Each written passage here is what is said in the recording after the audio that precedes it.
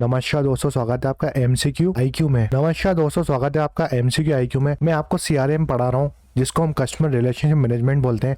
ये DFC exam में आएगी, जो सीबीटी एग्जाम है। ये थ्योरी वाले लेक्चर है। जो थ्योरी है उसका 14 पार्ट है। ये लास्ट लेक्चर है, थ्योरी वाला लेक्चर जो बचा हुआ था वो पढ़ा रहा हूँ सिर्फ आपको। एक इंपॉर्टेंट कंपनी बची थी इससे पहले, जो सॉफ्टवेयर वाली कंपनी है वो पढ़ाई थी मैंने। तो एक इंपॉर्टेंट इंडियन कंपनी बची थी जो सॉफ्टवेयर प्रोवाइड करती है सीआरएम के, जिसका नाम है जोहो कॉर्पोरेशन। जो जोहो कॉर्पोरेशन है वो 1996 में बनी थी। श्रीधर वेम्बू और टोनी थॉमस ने बनाई थी ये कंपनी, जिसका हेडक्वार्टर चेन्नई तमिलनाडु में है। प्रेजेंट की बात करता हूँ तो चेयरमैन और सीईओ है श्रीधर वेम्बू। अब देखिए 1996 से लेकर जब ये कंपनी बनी थी 2009 तक, इस कंपनी का नाम था एडवेंट नेट आईएनसी। ठीक है, याद रखो, इसका 2009 तक एडवेंट नेट नाम था, जो प्रोवाइड करती थी नेटवर्क मैनेजमेंट सॉफ्टवेयर। फिर जो एडवेंट नेट कंपनी थी उसने अपना ऑफिस जापान में भी खोला 2001 में। वहां पर ये जो स्मॉल एंड मीडियम बिजनेस थे उसको फोकस करती थी। फिर इस कंपनी ने 2005 में जोहो सीआरएम रिलीज करा, और क्या क्या रिलीज करा, जोहो राइटर रिलीज करा इन्हें। ये कंपनी का फर्स्ट ऑफिस सूट प्रोडक्ट था। तो याद रखो 2005 में जोहो सीआरएम के साथ जोहो राइटर भी इन्हें रिलीज करा इस कंपनी ने, एडवेंट कंपनी ने। और ये फर्स्ट ऑफिस सूट था, इनका प्रोडक्ट था। ऑफिस सूट प्रोडक्ट होता है जैसे माइक्रोसॉफ्ट ऑफिस का है, वैसे जोहो का ये ऑफिस सूट था, जोहो राइटर। फिर 2006 में जोहो प्रोजेक्ट क्रिएटर शीट्स और शो रिलीज करा इस कंपनी ने। फिर 2009 में क्या हुआ, 2009 में इस कंपनी ने अपना नाम बदलकर जोहो कॉर्पोरेशन रख दिया। तो आपको जितनी भी इन्फॉर्मेशन बताइए, क्योंकि इंपॉर्टेंट कंपनी है और इंडियन कंपनी है, इसलिए इंपॉर्टेंट है। बाकी जो इंडियन कंपनी है मुझे ज्यादा इंपॉर्टेंट नहीं लगी, इसलिए मैं आपको बता नहीं रहा। ये कंपनी याद रखो आप। फिर मुझे आपको बताने थे फॉर्मूले, जो फॉर्मूले हैं सीआरएम के, इंपॉर्टेंट फॉर्मूले बताता हूँ मैं आपको सीआरएम के। तो हमको 3 फॉर्मूले देखने हैं। चर्न रेट को हम एट्रिशन रेट बोलते हैं, याद रखो, ये क्वेश्चन में आ जाता है। फिर रिटेंशन रेट, सर्वाइवल रेट बोलते हैं रिटेंशन रेट को। फिर डिस्काउंट रेट होता है। 3 रेट होते हैं। अब मान लो आपके 100 कस्टमर है, आपके पास 100 कस्टमर है, जिसमें से जो 25 कस्टमर है ना वो आपके चले गए, तो आपके कितने कस्टमर बचे? 75 कस्टमर बने। 100 कस्टमर थे आपके पास, 25 कस्टमर परसेंट के हिसाब से देखो तो 25% कस्टमर चले गए, और 75% कस्टमर आपके पास बचे हैं। ठीक है, अब देखो इसमें क्या होता है, जो कस्टमर है, मान लो आपके पास 100 कस्टमर है,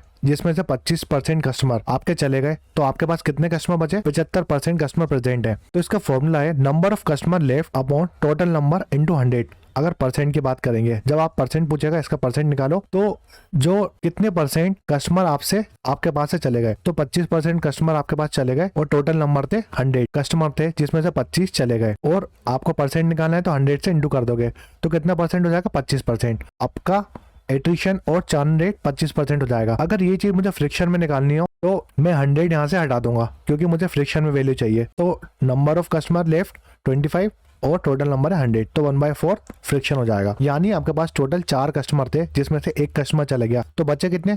3 कस्टमर बचे हैं आपके पास, ऐसे याद रखो। फिर रिटेंशन रेट और सर्विकल रेट क्या होता है? जो आपके पास कस्टमर बचे ना, 75% कस्टमर है। देखिए दोनों अलग अलग क्वेश्चन है, मैं आपको एग्जांपल के तौर पे बता रहा हूँ। हमने 100 क्वेश्चन लिए, 100 नंबर लिया है, या 100% के हिसाब से बता रहा हूँ। तो जो आपके पास बचे हुए कस्टमर है वो यूज होते हैं रिटेंशन रेट में। तो नंबर ऑफ कस्टमर रिटेन, जो आपने कस्टमर रिटेन करें, और अपॉन में टोटल नंबर इनटू 100। तो 75% जो कस्टमर है आपके पास, 75 कस्टमर या 75% मान लो, 100 का आप परसेंट निकालोगे तो भी 75 ही आएंगे, अपॉन 100 इंटू 100, तो 75% आपका रिटेंशन रेट हो गया। अगर यही बात फ्रैक्शन में करूं तो 100 हट जाएगा और 75/100 आएगा, तो 3/4, यानी 4 आपके पास कस्टमर थे, जिसमें से 1 कस्टमर जो है ना वो चला गया, लेफ्ट हो गया 4 में से, तो 3 बचे, तो आपका रिटेंशन रेट 3 हो गया। फिर डिस्काउंट रेट तो नॉर्मल है, जैसा आपको पता है। अगर मान लो 100 रुपए है, 100 रुपए में आप 20% डिस्काउंट दोगे तो कितना बचेगा? 80 रुपए। ऐसा होता है डिस्काउंट रेट। एक और क्वेश्चन आता है, जो चर्न रेट है और रिटेंशन रेट है उसका रिलेशन पूछता है। अगर परसेंटेज में पूछेगा तो 100